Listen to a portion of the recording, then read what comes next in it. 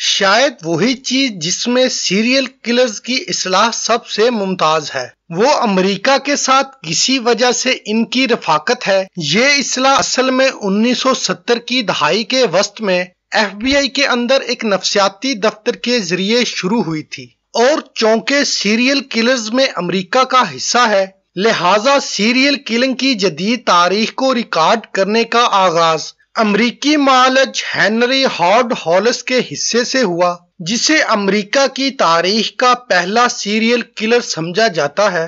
Henry hard ہولمز 1861 میں new Hampshire میں پیدا ہوا تھا۔ اس کا اصلی نام ہرمن ویبسٹر تھا، تاہم اس نے بچپن میں کوئی عیب اور غیر معمولی رجحانات ظاہر نہیں کیے تھے، لیکن اس کے برعکس اسے ابتدائی اسکول کے دوران اپنے ساتھیوں کی طرف سے غنڈہ گردی کا سامنا کرنا پڑا، لیکن بعد میں اس نے تسلیم کیا کہ اسے 8 سال کی عمر میں غنڈوں کی طرف سے ایک کنکال کو چھونے پر مجبور کیا گیا، جو ایک طرح سے ڈراونا اور توہین امیز تھا۔ 17 سال کی عمر میں ہومز کو 2 چیزوں لڑکیاں اور انسانی جسم کی اناٹومی کا شوق ہو گیا تھا، اور اس نے طب کی تعلیم حاصل کرنے کا فیصلہ کیا، لیکن وہ اپنی عمر کی ایک لڑکی سے غیر قانونی تعلقات میں ملوث ہو گیا، اور جب وہ حاملہ ہو گئی تو اس کے اہل خانہ نے اس معاملے کو چھپاتے ہوئے اس بچے کی پرورش کا معاملہ نپٹانے کا فیصلہ کیا جو پیدا ہوا تھا، اور اس کا باپ ابھی 18 سال کا تھا، لیکن ان کا رشتہ متشدد تھا اور وہ اسے مشیگن چھوڑ کر اپنے بیٹے رابرٹ کے ساتھ نیو ہیمپشائر لوٹ گئیں۔ ہومز کو اپنی مشکل سے نکل جانے کے بعد وہ طب کا مطالعہ کرنے نکل گیا، جس میں اس کی دلچسپی سب سے زیادہ تھی۔ 1881 میں انہوں نے مشیگن اسٹیٹ یونیورسٹی سے طب میں ڈاکٹری کی ڈگری حاصل کی، اور اسے بچپن سے ہی جس چیز کی کمی تھی وہ تھی پیسہ۔ اس نے اس پر بہت زیادہ توجہ دینا شروع کر دی، اس کے حصول کے لیے اسباب ڈھونڈنے لگا۔ ہنری ہارورڈ ہومز نے اپنے مجرمانہ کیریئر کا آغاز صحت مند دل سے کیا تھا، جب انہوں نے میڈیسن کی تعلیم حاصل کرتے ہوئے میڈیکل سکول کے مردہ خانے سے لاشیں چوری کرنے کا فیصلہ کیا، تو وہ اس سے متعدد خواتین کے تعلقات اور اس کی مالی ذمہ داریوں سے بچنے کے لیے دوسری یونیورسٹیوں میں میڈیکل طلباء کو لاشیں فروخت کرنے اور اس کے علاوہ لائف انشورنس کمپنیوں کو دھوکہ دینے کا کام شروع کر دیا۔ بعد میں وہ ایک دواخانے میں کام کرنے کے لیے فیلاڈلفیا منتقل ہو گیا، اور افواہیں منظر عام پر آئیں کہ ہومز کے مرکب ہونے کی دوائی لینے کے بعد ایک بچہ فوت ہو گیا تھا۔ اس کے بعد وہ ہارمن ویبسٹر موڈٹ سے اپنا نام تبدیل کر کے ہرمن ہنری ہومز کے نام سے شکاگو چلا گیا۔ 1886 میں اس نے مریٹا ہیلمیٹ سے شادی کی، لیکن کبھی بھی کلارا سے طلاق لینے کی زحمت گوارا نہیں کی۔ 1887 میں اس نے اپنے بڑے جرائم کی طرف اپنا پہلا سفر شروع کیا، معمول کے دھوکہ دہی کرنے والوں کی حیثیت سے ایک نئی دولت مند بیوی کے ساتھ شکاگو میں رہنے کا فیصلہ کیا۔ اس کا اپنی بیوی کے ساتھ رہنے کا مقصد دھوکہ دہی سے اس کا پیسہ ہڑپنا تھا۔ اس سے اس کی ملاقات اس وقت ہوئی جب اس کی شادی اس کی پہلی بیوی سے ہوئی تھی۔ 8 سال بعد 1894 میں ہومسن ڈینور چلا گیا اور دوسری بیوی میریٹا کو طلاق دیے بغیر جورجیانو یوک سے شادی کر لی۔ اس نے اپنا کاروبار شروع کرنے کا فیصلہ کیا۔ میڈیکل ڈگری کا استعمال کرتے ہوئے اس نے ایک میڈیکل سٹور کھول لیا۔ کچھ مہینوں بعد اس کی نئی بیوی مکمل طور پر غائب ہو گئی، اور ہومز کے مطابق وہ اپنے گھر والوں کے ساتھ رہنے کے لیے کیلیفورنیا میں اپنے آبائی وطن لوٹ گئی ہے، اور ہومز نے اپنی دکان کی ضمانت دے کر بینکوں سے قرضے لینے شروع کر دیے، اور بعد میں خود ہی اپنی دکان کو نقصان پہنچا کر انشورنس کمپنیوں سے معاوضے کی رقم حاصل کرنے کے لیے ان کو دھوکہ دینا شروع کر دیا۔ اگلے برسوں میں ہومز نے جذباتی تعلقات استعمال کرنے کے مقصد کے ساتھ ریاست شکاگو کی دوائیوں کی دکان میں نوجوان خواتین کی خدمات حاصل کرنے میں دلچسپی لینا شروع کر دی۔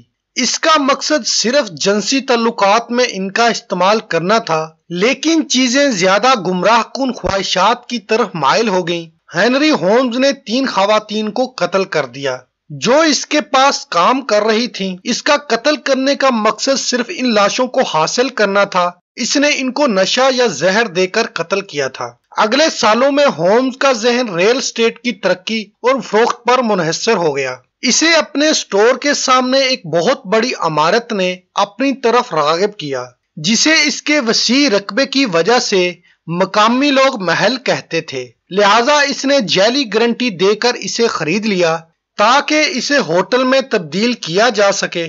اس نے عمارت کو تیار کرنے کے لیے متعدد عمارت کے ٹھیکیداروں کی خدمات حاصل کی، لیکن یہاں معاملات نے مزید عجیب و غریب رخ اختیار کرنا شروع کر دیا، کیونکہ ہنری عمارت کے صرف ایک حصے کو تیار کرنے کے لیے ایک مخصوص ٹھیکیدار کی خدمات حاصل کرتا تھا اور پھر عمارت کے دوسرے حصے کو بنانے کے لیے کسی دوسرے کو رکھ لیتا تھا، اور اس کی وجہ اس کی خواہش تھی یہ کہ کسی کو بھی اس ہوٹل کے پورے منصوبے کے راز کے بارے میں معلوم نہ ہو سکے۔ اس ہوٹل کا منصوبہ عجیب و غریب ڈیزائن، خفیہ دروازوں اور تہہ خانوں پر مشتمل تھا، اور دیواروں میں پوشیدہ داخلی دروازوں کے ساتھ ساتھ جادوئی کمرے بھی بنائے گئے، اور اس کا مقصد واضح یہ تھا کہ یہ قتل کی سہولت فراہم کرنا تھا، لاشوں کو ٹکانے لگانا تھا، اور 1892 تک اس نے عمارت کا کام مکمل کر لیا۔ اس وقت شکاگو دنیا کے کولمبیا میلے کی نمائش کے لیے تیاری کر رہا تھا۔ اس نمائش کو، جسے عام طور پر 1893 کا عالمی میلہ کہا جاتا ہے، شہر میں بہت سارے زائرین لائے گئے، لہذا ہوم نے اپنی عمارت میں تیسری منزل شامل کرنے اور اسے ہوٹل میں تبدیل کرنے کا فیصلہ کیا۔ اس عمارت کو، جس کا نام انہوں نے ورلڈ فیئر ہوٹل رکھا تھا، کبھی مکمل نہ ہو سکی۔ عمارت کی تعمیر کے دوران اس نے اپنی دوائیوں کی دکان پر کام کیا، اور یہ خیال کیا جاتا ہے اس کا پہلا شکار اس کی مالکن جولیا تھی، جو زیورات کے کاؤنٹر پر کام کرتی تھی۔ جولیا شادی شدہ تھی اور وہ اس کے شوہر اوپر ایک اپارٹمنٹ میں رہتے تھے۔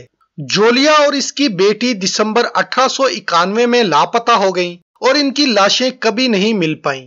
بعد میں ہومز نے دعویٰ کیا کہ اس کی موت ایک اچھے اسقاط حمل کے بعد ہوئی تھی۔ عمارت میں کام کرنے والی دو دیگر خواتین، ایملین سگریڈے اور ایڈونا وان تھسل، اگلے 2 سالوں میں غائب ہو گئیں۔ ہومز نے منی ویلمز نامی ایک اداکارہ کو راضی کیا کہ وہ الیگزینڈر بانڈ کا استعمال کر کے ٹیکساس کی جائیداد کے لیے معاہدے پر دستخط کریں۔ ان دونوں نے ایک ساتھ رہنا شروع کیا اور ویلمز کی بہن نینی جولائی 1893 میں ملنے آئیں۔ دونوں بہنیں غائب ہو گئیں اور پھر کبھی بھی نہیں دیکھی گئیں۔ انشورنس تفتیش کاروں کے داخلے کے ساتھ ہی ہومز کو متعدد جعلی دعووں کے شعبے میں اس نے شکاگو چھوڑ دیا اور ٹیکساس کی اس جائیداد میں چلا گیا جس کے بارے میں اس نے ویلمز سے بات کی تھی۔ ہنری ہومز کئی سال تک 20 سے زیادہ متاثرین کو لالچ میں مبتلا کیا تھا، جن میں زیادہ تر ایسی خواتین تھیں جو اس کے لیے کام کرنا چاہتی تھیں یا اس کے مشکوک ہوٹل میں رہنا چاہتی تھیں۔ آخر کار اسے 1894 میں گرفتار کر لیا گیا۔ جیل میں رہتے ہوئے ہومز نے میریون ہیج پیتھ سے دوستی کی، جسے ڈبیونیر ڈاکو کہا جاتا ہے۔ ہومز نے اپنی موت کو جعلی قرار دے کر انشورنس ادائیگی جمع کرنے کا منصوبہ بنایا اور ہیج پیتھ کو ایک ایسے وکیل کے نام کے لیے $500 کی پیشکش کی جس پر بھروسہ کیا جا سکتا ہے اور وہ جعلی دستاویزات پر کارروائی کرے۔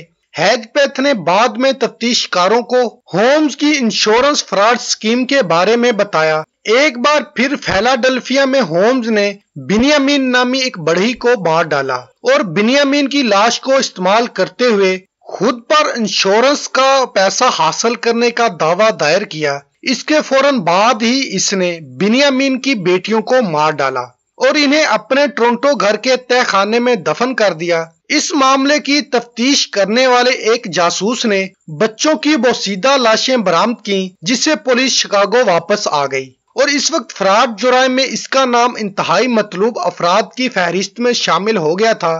جب شکاگو پولیس نے ہومز کے ہوٹل کی تلاشی لی، اور مورخین کہتے ہیں اس کے گھر میں ساؤنڈ پروف کمرے، خفیہ راستے، دلان اور سیڑھیوں کی ایک مکروہ بھول بھلیاں، کمروں میں پھیلی ہوئی چٹانیں تھیں جنہوں نے ہومز کے بے دریغ متاثرین کو عمارت کے تہہ خانے میں گرا دیا تھا۔ ہومز کو بنیامین اور اس کے بچوں کے قتل کے الزام میں دوبارہ گرفتار کیا گیا اور اسے سزائے موت سنائی گئی۔ پھانسی سے پہلے اس نے 27 افراد کے قتل کا اعتراف کیا تھا۔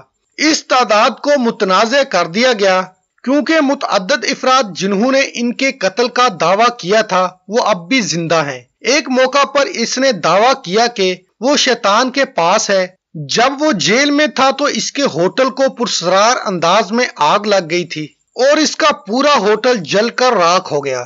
مئی 1896 میں ہومز کو پھانسی دے دی گئی۔ اس کی موت کے 100 سال بعد یہ افواہیں پھیل گئیں کہ ہومز نے اس کی پھانسی کو جعلی قرار دیا تھا اور اس کے جسم کو جانچنے کے لیے 2017 میں نکالا گیا تھا۔ دانتوں کے ریکارڈ سے معلوم ہوا کہ یہ در حقیقت قبر میں ہومز ہی تھا۔